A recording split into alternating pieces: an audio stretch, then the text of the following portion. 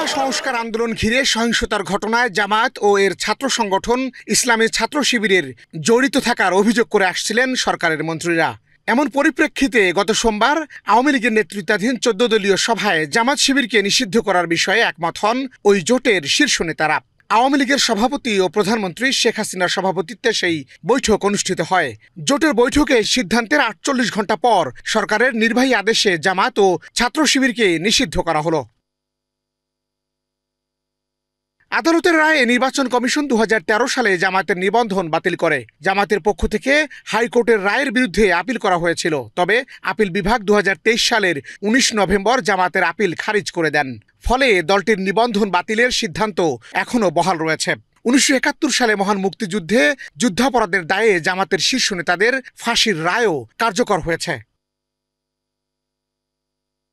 স্বরাষ্ট্র মন্ত্রণালয়ের জননিরাপত্তা বিভাগের সচিব জাহাঙ্গীর আলম স্বাক্ষরিত প্রজ্ঞাপনে বলা হয়েছে, যেহেতু আন্তর্জাতিক অপরাধ ট্রাইব্যুনাল কর্তৃক প্রদত্ত কয়েকটি মামলার রায়ে বাংলাদেশ জামাতে ইসলামী এবং তাদের অঙ্গ সংগঠন বাংলাদেশ ইসলামী ছাত্র শিবিরকে 1971 সালে মুক্তিযুদ্ধকালে সংঘটিত গণহত্যা, যুদ্ধাপরাধ ও মানবতাবিরোধী অপরাধে দায়ী হিসেবে গণ্য করা হয়েছে। এতে আরও বলা হয়েছে, সরকার বিশ্বাস করে বাংলাদেশ জামাত ইসলামী এবং বাংলাদেশ ইসলামী ছাত্র শিবির সহ তাদের সকল অঙ্গ সংগঠন সন্ত্রাসী কার্যকলাপের সঙ্গে জড়িত রয়েছে।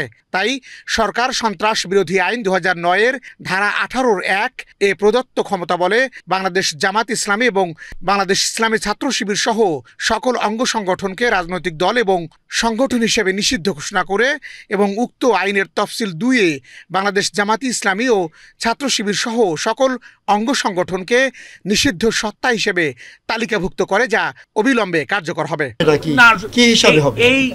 এই দলের আন্ডারে তারা রাজনীতি করতে পারবে না।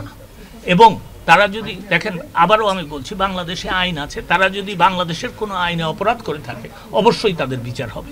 কিন্তু এটা যদি আপনারা বলেন গণহারে জামাতে ইসলামের যারা নতুন কর্মী, যারা 1971 পরে জন্ম নিয়েছে কিন্তু তাদেরকে বিচার করা হবে, আমি এরকম গণহারে বিচার করা হবে না।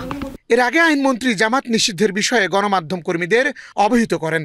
স্বাধীনতার বিরোধিতা করা দলটিকে পরবর্তীতে মানবতা বিরোধী হিসেবে সর্বোচ্চ আদালত চিহ্নিত করেছিল। অনেক দল গেছে, অনেক দলের কি হয়েছে আপনারা।